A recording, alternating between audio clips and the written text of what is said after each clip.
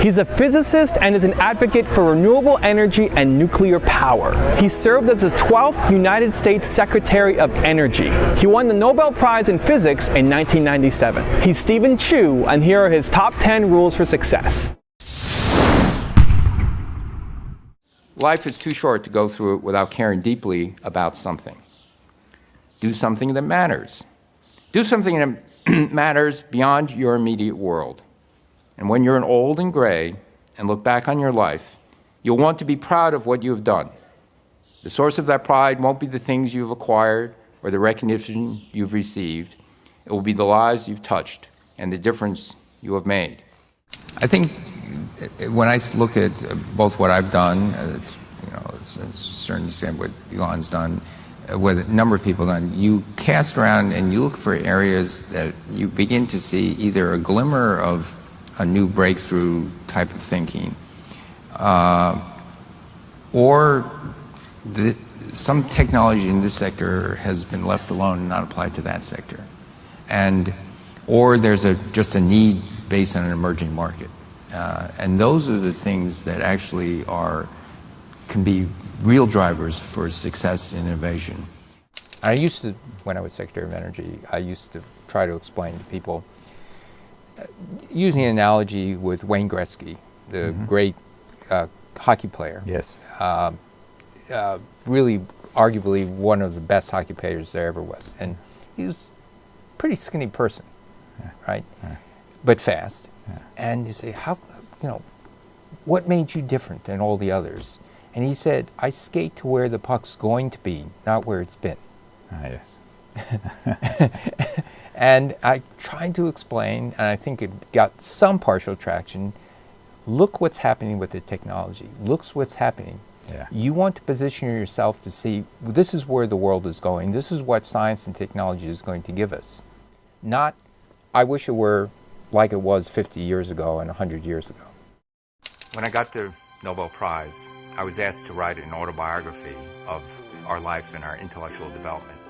And in writing that, I remembered vividly the profound impact that my high school physics teacher, Mr. Miner, played in my intellectual development. In the 12th grade, it was in the final exam, I kind of flubbed a question, and then he written in the margin, I'm disappointed. He wasn't trying to teach us facts. He was actually trying to teach us a learning process. Learning whether you understand something or not was probably the most important thing I began to learn in his class.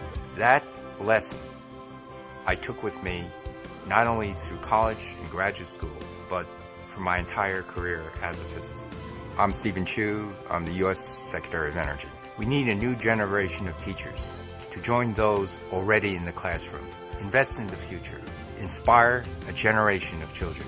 Teach.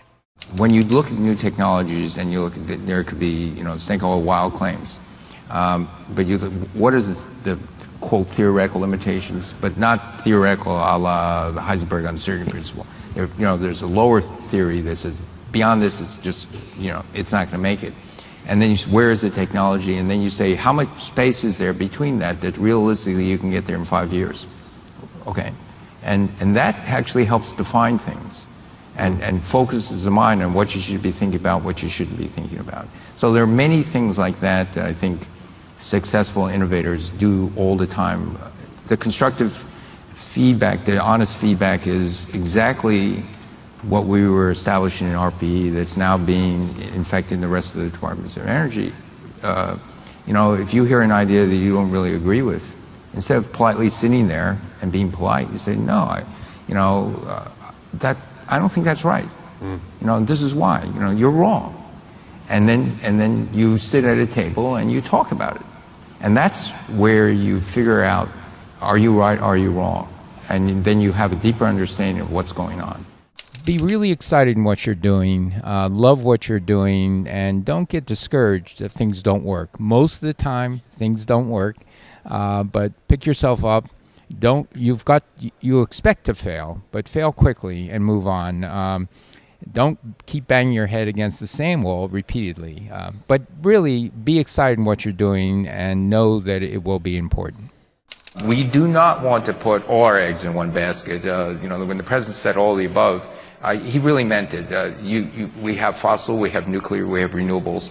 We need all these things. We've got to get some of these cleaned up a little bit, but it's all this mix. I think if you talk to any utility company executive to say you're hanging it all in your business where reliability and delivery is so important, you can't just say it's all here. You've got to diversify that supply. If you think you can make a difference, it requires commitment. Mm-hmm. It requires a thick skin. Mm-hmm. It requires an inner compass that I would recommend it. You also, as a scientist, one would have to be able to explain things at any level. Yeah. And not sound like you're being condescending. Mm-hmm. That doesn't work.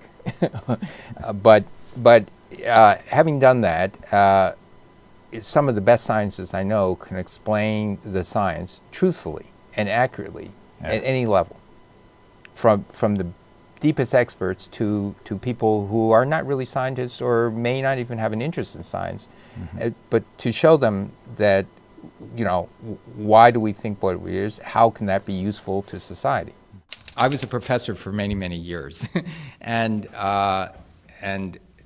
my attitude always, and when I was working at Bell Labs, sometimes I would have an idea of management. I'd go and talk to them.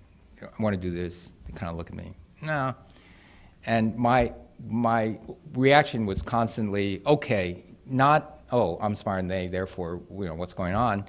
They'd say, okay, I went back and I said, what didn't I explain right? And then would go back and say, okay, this is what I think. Now, once I went back 3 times and my then boss's boss kind of looked at me and he says, Steve, if you're going to argue about wanting to do that experiment, I got better things to do. He actually let me do it, but never mind. He wasn't thrilled, but I always come in with the attitude that if you don't succeed the first time, try again. Something, you know, or they can try to convince you they're right. That's part of this discussion. You know, I could be wrong. The world is deeply interwoven in space and in time.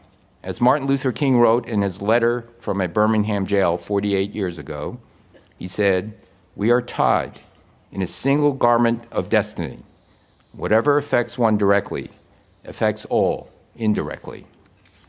Above all, we must value and protect the most innocent members of our society, the children of the world yet to be born.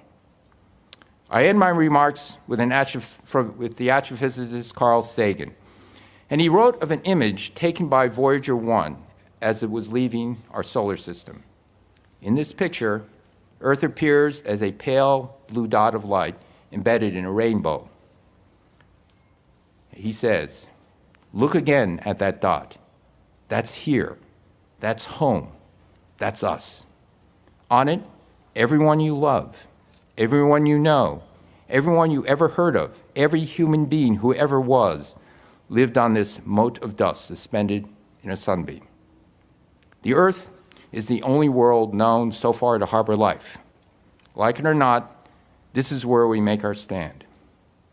This distant image of our tiny world underscores our responsibility to deal more kindly with one another and to preserve and cherish the pale blue dot, the only home we've ever known."